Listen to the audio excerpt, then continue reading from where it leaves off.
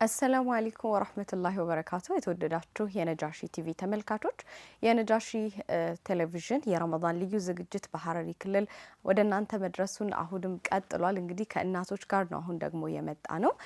የሐረር እናቶች ናቸው፣ ትልልቅ እናቶች ማለት ነው።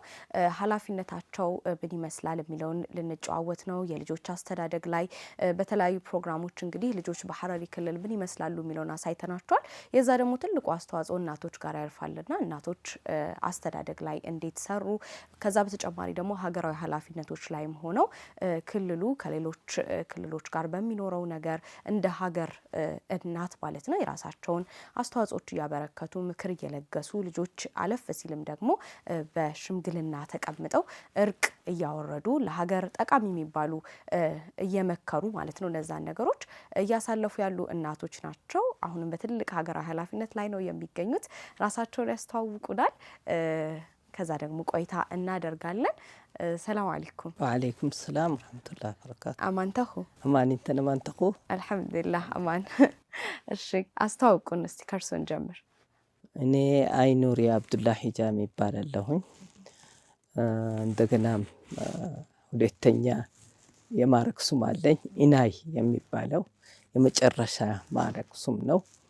ኢናይ ኑሪ አብዱላሂ ተብዬ ነው የሚጠራው አሁን ማለት ነው። እሺ እርሶ ስማ? አሰራ አብዱላሂ ይባላለሁ። እናትም ነኝ፣ የሀገር ሽማግሌም ነኝ። ከሽማግሌዎች ጋር እየሰራሁ ያለሁ። እሺ አይ ፈሪህ አብዱራህማን ዳውድ ይባላለሁ። ያው ከእናታችን ጋር ያለውን ሁኔታ ሁሉ አንድ ላይ እየሰራን ያለ ነው። በሀገር ሽማግሌነት በሀገሪቷ ያለውን ሁሉ የተጋገዘን እየሰራን ያለ ነው ማለት ነው። በጣም ደስ ይላል። ማሻአላህ ረመዳን ላይ ያለ ነው። ረመዳን እንዴት ነው በሐረር? ረመዳን በሐረር ልዩ ሁኔታ ነው ያለው። ቅድመ ዝግጅት አለው። ረመዳን መግቢያው ላይ ቤት እናድሳለን። አዲሱም ከቻልነ አዲስ እቃዎች እናስገባለን። ካልቻልን ያለውን አሳድሰን አሳምረን ጾሙን በደንብ እንጠብቃለን። መድኃኒት መጠጣት ሳይቀር በእኛ በባህላችን ኮሶ ሱጢ ይባላል። ያ ተደርጎ ለሰፈር በሙሉ ተጠርቶ በትልቅ ሰው ቤት ውስጥ ይጠጣል። ጎረቤት አንድ ላይ ሆኖ ልጆቹም ሳይቀሩ እንጠጣለን። ረመዳን እንዳይከብድ ማለት እንዳይከብድ ሁሉም ነገር በንጹህ እናደርግ ነው የሚሆነው። ሱጢ ስዋክ ይባላል። ከጨረስን በኋላ አንድ ላይ እንመገባለን። ምግብ ተሰርቶ ቆንጆ ምግብ ተሰርቶ እንበላለን። ከዛ በኋላ ወደ ቤቱ ሁሉም ወደ ቤቱ ይሄዳል። ጾም መግቢያው ላይ አቦርዴን ሐምድ የሚባል አለ።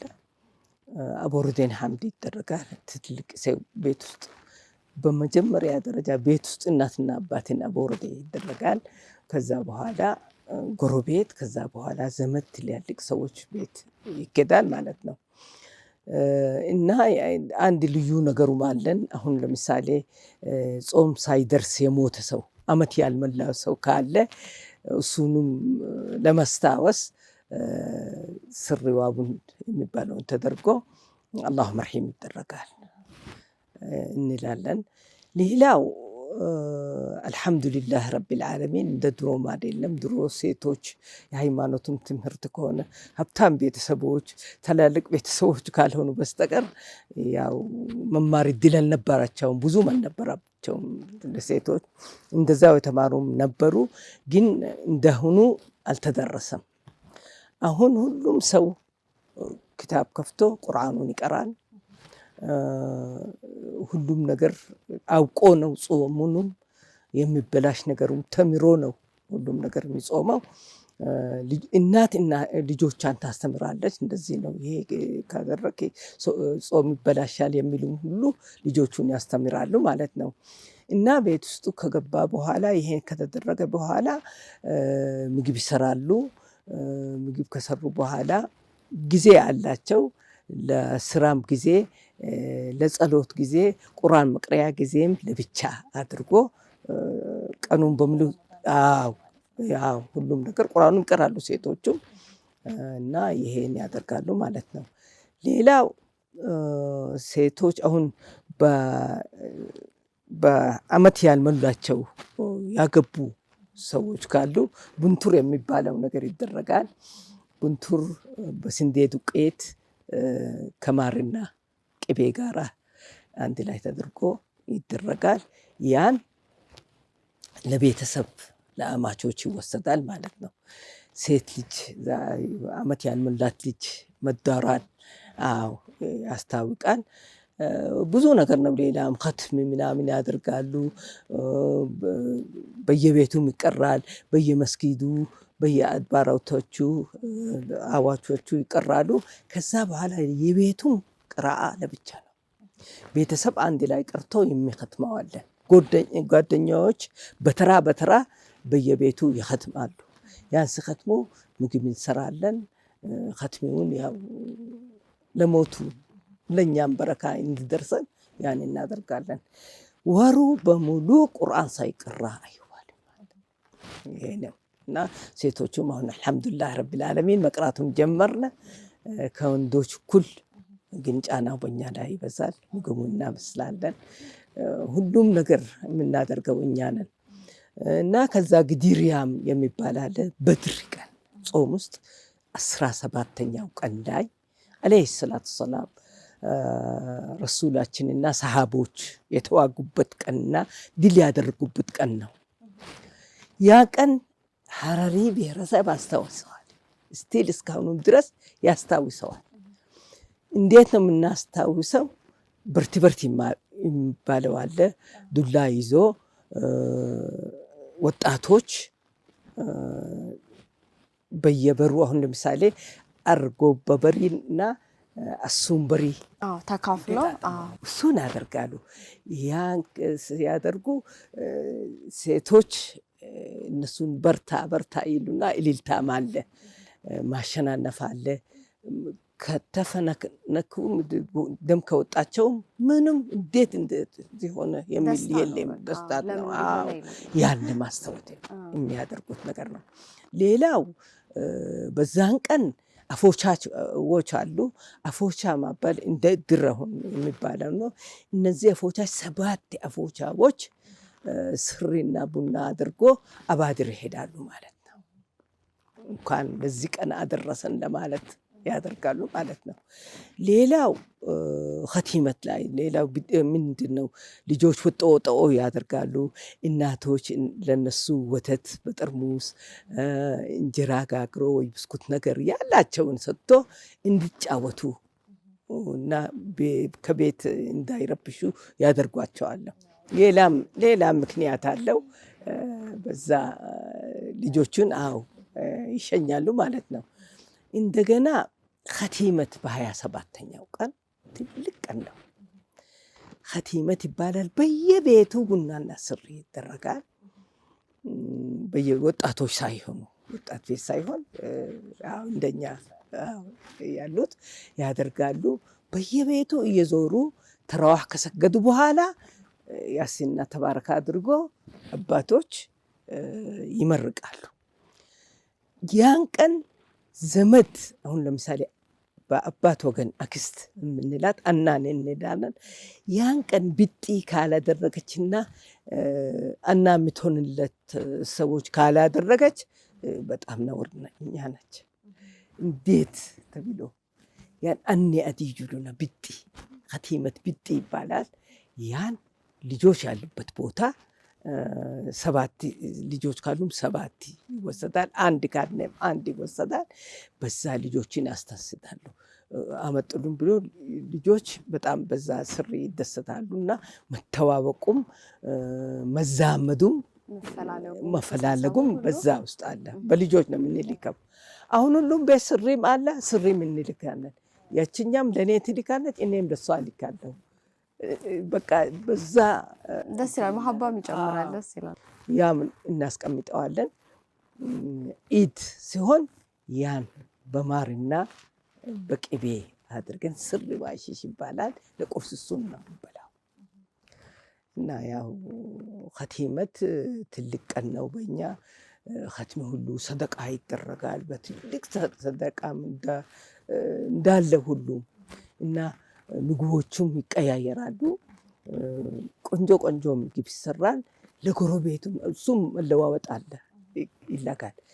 ጾም ውስጥ ያልሰራውን ነገር አዲስ ነገር ይሰራል። ያቀን ከቲመት ቀን ረመዳን በሐረር በጣም ትልቅ ሁኔታ ነው ማለት ነው። ማለት ሁሉንም ነው የሳሉልን ኢድ አደረሱን በደንብ አሳይተው እና እናቴ ደግሞ እርሶ ረመዳን በሐረር ሲሆን ይሄ ሁላ ነገር አሁን እሳቸው ያነሱት ነገር እንዳለ በእናቶች የሚከወኑ ናቸው አብዛኛው እና እናትነት አለ ልጆች ማሳደግ አስተዳደጉ እንዳለ ሆኖ ከዛ ደግሞ እሱንም ችሎ ደግሞ ማህበራዊ ኃላፊነቶች አሁን እናንተ እየሰራችሁበት ያለው ነገር የሚታወቅ ነውና ከዛ ሁሉ ጋር ደግሞ እነዚህ ነገሮች ማቅረብ ማሳየት ምንም ነገር ሳይቀር ሳይጎድል ረመዳን እንዲያልቅ ማድረግ እንዴት ነው የምታስተናግዱት የሚለውን ነገር እስኪ እናንሳ። ያው እናንተ ሁሉም አንስቶት ነበር። ረመዳን ሲገባ በጥሩ ሁኔታ ተዘጋጅተን ነው የምንጠብቀው። ቤት አስጥተን ሀውዛችንን አስጥተን በነዚህ ሁኔታ ነው የምንጠብቀው። ረመዳን ሲገባ ልጆቹ ያወጣው የሚል ደግሞ እንደ እንጎቻ ማለት ነው እንጀራ እንትን ብሎ መስጊድ አጠገብ ነው የሚሄዱት። መስጊዱ ሲል ወጣው ይላሉ እስከ አዛን እስኪል ድረስ። አዛን ሲል ወደ ቤት ይመለሳሉ። ሁሉም አንድ ላይ ይፈጥራል። ልጁ 7 ዓመት ሲሞላው መጾም ይጀምራል። ልጁም ደስ ይለዋል ማለት ነው። አዛን እስኪል ድረስ ያው ይጫወታል። ወጣው ይላል። ሲመለስ አዛን ሲሉለት እሱም ደስ ይለዋል። ልጆቹ ደስ ይላቸዋል፣ ይበላሉ ማለት ነው። ይሄ ስሪ ደግሞ በ27 ቀን የምናደርገው ለዘመድም ሆነ ለጎረቤትም ልጆች ካሉ እንደዛ እንጎቻ ስሪ ተደርጎላቸው በቁጥራቸው ማለት ነው ይሰጣቸዋል። ልጆቹም ደስ ይላቸዋል። ለእናቶቹም ለቤት የምንልከው እንጎቻ ሳይሆን 4 ቦታ ተቆርጦ አንዱን ለጎረቤት ይሰጣል። ጎረቤትም ለኛ ያመጣል፣ እኛ እነሱን እንወስዳለን። እንደዛ ጾሙን እንጨርሰዋለን ማለት ነው። እንዴት ነው አይከብድም? ብዙ ኃላፊነት ነው የሚሆነውና እንዴት ነው የምታስተናግዱት? ማለት ምን አይነት ጥበብ አለው? ሁሉ ኃላፊነት እናንተ ላይ ነው የሚወድቀውና አሁን እርስዎ እንዴት ነው የሚያስተናግዱት? በደስታው ምንም አይታየንም፣ ደስ ይለናል። ለልጆቹም ለጎረቤትም ለሁሉም ደስ ስለምን ምን እንትኑ ጫናው አይታየንም። ነገር ረመዳን በራሱ የሚሰጠው ነሻጥ አለ። ስለዚህ ምንም አይከብደንም፣ እንሰራዋለን። በዛ ውስጥ ይሄንን እያደረጋችሁ ምናልባትም የናንተ የሽምግልና ስራዎች አሉ አይደለ? ያ ቢመጣ ደግሞ እንዴት ነው የምታሳልፉት? እነኛን ነገሮች ማን ይሸፍናል? ልጆች ከናንተ ስራ አብሮ ያዩ ያንን የሚሸፍኑ ልጆች አሉ ወይ? እንዴት ነው የሚቀጥለው? ረመዳን ላይ የሆነ ኃላፊነት ቢመጣ እንዴት ነው የምታደርጉት? ነው ቤት ውስጥም ከሆነ ይሄ ጥል ከመጣ ቤት ውስጥም እናት ያው ታስታርቃለች፣ እናስታርቃለን። ከጎረቤትም ቢመጣ እናስታርቃለን። ሁለቱንም እንትን ብለን በሸሪዓችን በዲናችን ይዘን እናስታርቃቸዋለን። ኦፊ ይባባላሉ።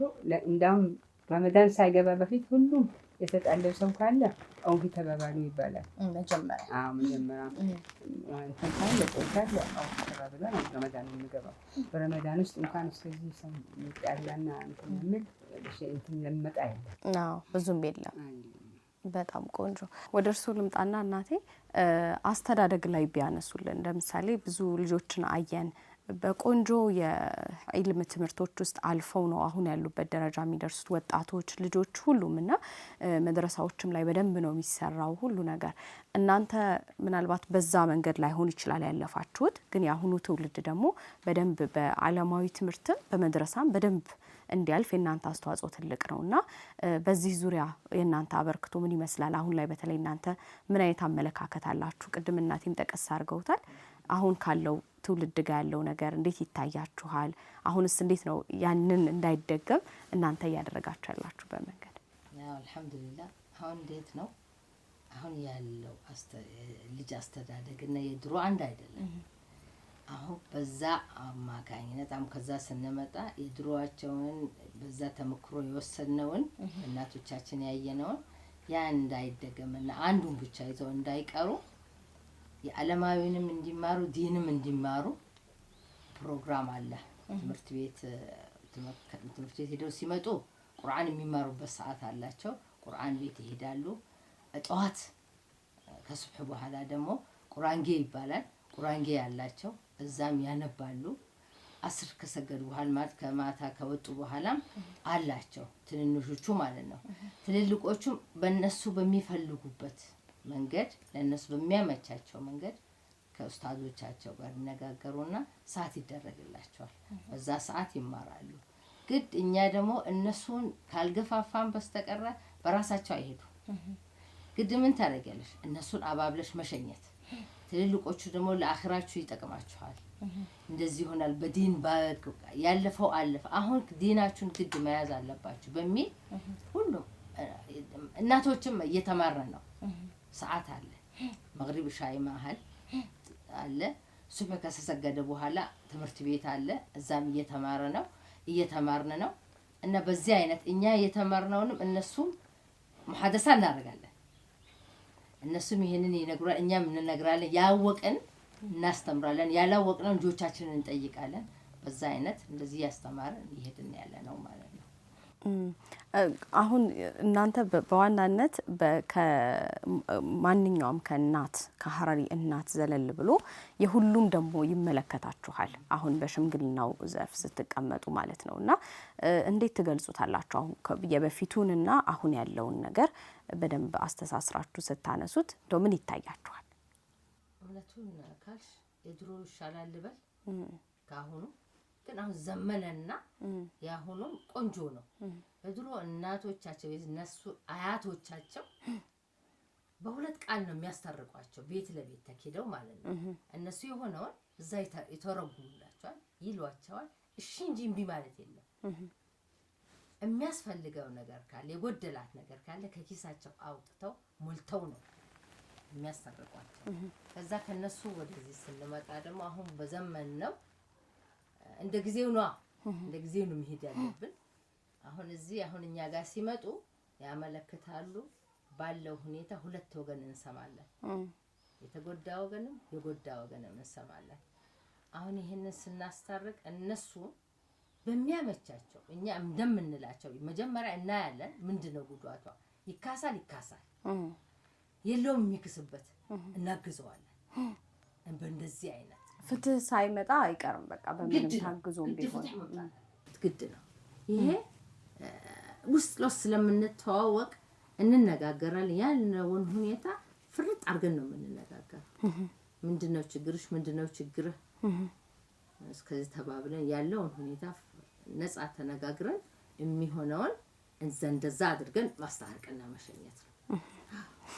በጣም ደስ ይላል። ማሻአላህ እናቴ እዚህ በፕሬዝዳንትነት ማዕረግ ጭምር ለሀረሪ ክልል አገልግለዋልና እርሶ ደግሞ እስኪ በደንብ አድርገው የዛ ወቅት ሁኔታዎችን አሁን ያሉበትንም በደንብ አንስተው ደግሞ እስቲ የሀረሪ ገጽታ አሁን ላይ ምን ይመስላል የሚለውን ደግሞ በደንብ እስቲ ይመስልልን እንየው።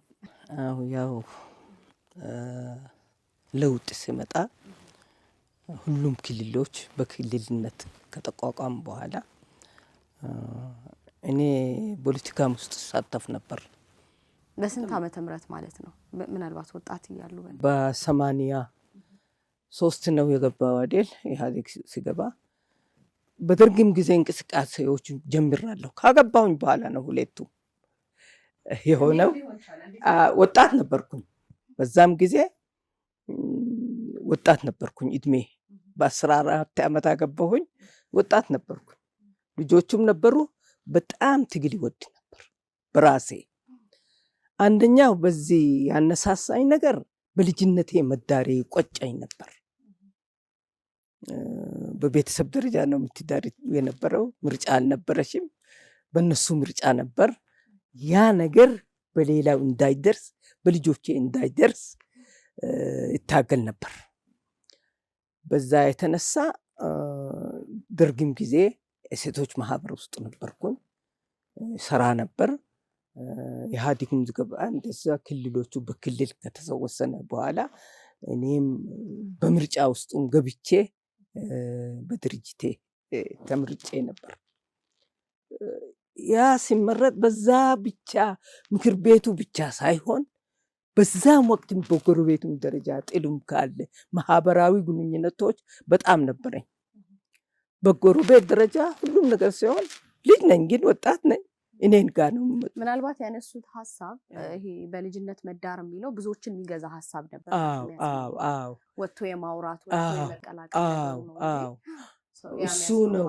ከዛ በኋላ ነው እኔ ወጥቼ ከሰው ጋር መነጋገር ምናምን የጀመርኩት እና ቁጭት ነበረኝና ልጆቼም እንዲማሩ ወጣቶች ሴቶች እንዲማሩ ራሳቸውን እንዲያውቁ መብታቸውን እንዲያውቁ በሃይማኖታችን ላይ ምን ነው መብት ያለን የሚለውም ሁሉ ጥናት መማር ጀመርኩኝ በራሴ።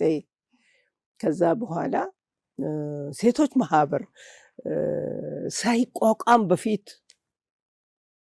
በደርግ ጊዜ ሳይቋቋም በፊት ከሌሎቹ ጋር ሆኜ ሴቶች ማህበር አቋቁማለሁ። ባለቤቱ የዚህ ደጋፊ ነበር? አዎ ግዴታ በቃ እሱ የሚደግፈኝ ነበር። አዎ ኃይለኛ ሆኖበት ኃይለኛ ነበርኩኝ። አሳደገኝ ማለቱም እችላለሁኝ። ሌላ ወንድ ቢሆን ኖሮ ቤተሰብ ውስጥ እድሌ ከባድ ነበር። ኃይልም ነበረኝ። ያው ትግል ውስጥ ገባሁኝ። ሴቶች ማህበር አቋቋምነ። ከዛ የተያዙ ማሉ ከኔ ጋር የሚሰሩት እኔ ቤት በመኖሬ ልጆች በመኖሩ አልታሰርኩኝም። ከዛ በኋላ ኢህአዴግ ገባ። በደንብ ጀመርኩኝ። ምርጫ ውስጥ ገባሁኝ። እንዳልኩሽ መጀመሪያ ምርጫ ውስጥ ብዙ ክልላችን እንደሌላው ክልል ሳይሆን በሁለቱ ድርጅቶች ይተዳደራሉ። በዛም ውስጥ ብዙ ጭንቀቶችና ሂደቶች ነበሩ። ከማንም ወንድ በላይ ይታገል ነበር። ከማንም ወንድ በላይ እና ያው አንደኛው ሲያልቅ አመት 5 ዓመት ሲያልቅ ሁለተኛ ምርጫ ውስጥ ገባሁኝ። ለሁለተኛ ምርጫ ለመጽደቅ አዲስ ምርጫ ለመምጣት 3 ሳምንት ሲቀረው ፕሬዝዳንት ሆኜ ተቀመጥኩ። ለ3 ሳምንት ነው ፕሬዝዳንት የሆንኩ። ድርጅታችን ውስጥ ጥል ነበረ። እምነት አጣን። ከፕሬዝዳንቱ መውረድ አለበት ወረደ። አሁን ምንድን ነው ሌላ ሰው ካልተቀመጠ ይፈርሳል ማለት ነው ይሄ ድርጅት። ስለዚህ ያን ይዤ እኔ ተቀመጥኩኝ። ብዙ ነገር ምን ልበልሽ ጠንካራ የሆኑ ነገሮች ያቃታቸውን ነገሮች በሙሉ ከአላህ ጋር መፍትሄዎቹን አገኘን በ3 ሳምንት ውስጥ። ከዛ በኋላ አዲስ ምርጫ ተመረጠ። እድሉም ነበረኝ። በቃ አንቺ መሆን አለብሽ የሚልም ነበረ። እኔማስ አልሆንም። እኔ ከህዝብ ውስጥ መሆን አለብኝ። ላይ ተቀምጬ ከህዝቤ ጋር መለያየት አልፈልግም። ብዙ ነገር ነው የምሰራው። ሴቶች ማህበር ውስጥ እሰራለሁኝ። በጎረቤት ሽምግልና እሰራለሁኝ። ትልቁ ሽምግልና ሳይቋቋም በፊት ነው። ልጆች አሉ። አዎ ምክሮች እሰጣለሁኝ። ወጣት ሴቶች እኔ ጋር ነው የሚመጡት። ባልትና ነገር አስተምራለሁኝ ቤት ውስጥ በፍላጎት። ብዙ ነገር ስለለመዱ አንድ ነገር ላይ ቁጭ አልችልም። ያን ስለምሰራ እምባልኩኝ። በቃ የጎደለው ነገር መቼም በዚህ የተነሳ ብዙ አልተማርኩኝም። እኔ ክልሌንም ማስወቀስ አልፈልግም። ይሄን ሌላ ሰው ይውሰድም ላይ ብዙ ስራ አለኝ ብዬ ወጣሁኝ። ከዛ በአፈ ጉባኤነት 5 ዓመት ሙሉ ሰርቻለሁ እና ምንም ሳላጎድል አልሐምዱሊላህ ረብል ዓለሚን ክልሌም እንትን እያደረኩኝ 5 ዓመት አገለገልኩኝ። ከዛም በኋላ ተመርጫለሁ። 3ኛ ምርጫ ነው የጨረስኩኝ። አዎ እና የሰላም እናቶች መጀመሪያ በኢትዮጵያ ውስጥ ሲቋቋም አንዱ እኔ ነበርኩ። አሁንም በሰላም እናቶች ውስጥ አሉ። ጠራዎች እሳም በሐረሪ ክልል ውስጥ የፌዴራል ሰላም እናቶች ውስጥ አለች እሷም። እና እኔ ያው ምክር ሰጪ ነኝ። እዚህ ያው ሐረር ውስጥ ከላይ ያሉት አሁንም ይጠራለሁኝ፣ አሁንም እሄዳለሁኝ። በየክልሉ የጀመርነው ነገር አለ። ትንሽ አልተመቻቸም። አሁን የጀመርነው ነገር አለ። እስኪስተካከል ድረስ ያም አለ። አሁንም አልችልም አልሄድም የሚለው ነገር የለም። በሀገር ጉዳይ ከሆነ ስብሰባዎች ካሉ ብሔር ብሔረሰቦች ጊዜም እዚህ ሌላም ቦታ ሲሆን ብሔሬን ይዤ ወደ ሌላ ሀገሩም እሄድ ነበር። ባህል ቢሮ ውስጥ ስቲል እስካሁንም ድረስ አማካሪ ነኝ፣ የባህል አማካሪ ነኝ። አሁንም እሰራለሁ። ሌላው እድርተኞችና ጀማዓዎች አሉ። 11 እድርተኞችና 27 ጀማዓዎች አሉ ሀረር ውስጥ። ያን አንድ ላይ ያደረግንና ከነሱ የተወጻጸ እኔ ሊቀመንበር ነኝ፣ ሰብሳቢ ነኝ። የጎደለው ነገር ባህል ነገር ከጎደለ ይሄ ባህል እንደዚህ መሆንና እንደዚህ እናደርጋለን፣ ባህላችን ተበላሸ፣ ልጆቻችንን እንደዚህ መምከር አለብን የሚለው ሁሉ እንሰራለን። በዛ ውስጥ የጠፋውን ባህል እንደገና እናክማለን፣ የተረሳውን እናወጣለን፣ ጨዋታዎችን ሁሉም ነገር እያስተካከልን ነው አሁን እና የሀገር ሽማግሌ ውስጥም የምክትል ሊቀመንበር ነኝ። እየሰራን ነው። 1 እና 2 የሚልሽ ነገር የለም። እውነት ነው። ሁሉም ነገር ላሉ ማሻአላህ ደስ ይላል። እንመለስበታለን። የተወደዳችሁ የነጃሺ ቲቪ ተመልካቾች የረመዳን ልዩ ዝግጅታችን ቀጥሎ ከእናቶች ጋር ቆይታችን እያደረግን ነው። በዚህ ብቻ አያበቃም። በጣም ብዙ የሚያነሷቸው ሀሳቦች የሚነግሩን ነገሮች አሉ እና እነዛን ደግሞ በቀጣይ ክፍል ይዘንላችሁ እንቀርባለን። የዛሬውን ግን በዚሁ አበቃን። ወሰላሙ አለይኩም ወራህመቱላሂ ወበረካቱ።